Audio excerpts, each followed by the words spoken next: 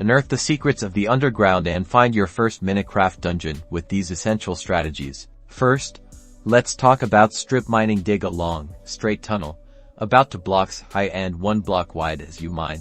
Place redstone torches every 10 to 15 blocks. This serves 2 purposes. It lights up your tunnel to prevent mob spawns, and more importantly, it acts as a visual marker so you don't get lost or mine the same areas. Now, keep your ears open. Dungeons are packed with mobs, and you'll often hear their familiar groans, rattles, skeletal clicks, or zombie moans even before you see them. If you hear any of these sounds, that's a strong indicator you're getting close to a dungeon.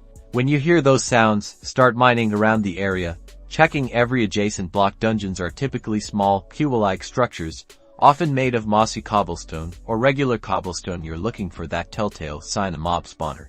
That spawner is your prize. It's the center of the dungeon and will continuously generate hostile mobs. Be prepared for a fight. Inside the dungeon, you'll also find chests filled with valuable loot. This can include anything from iron ingots and saddles to enchanted books and diamonds.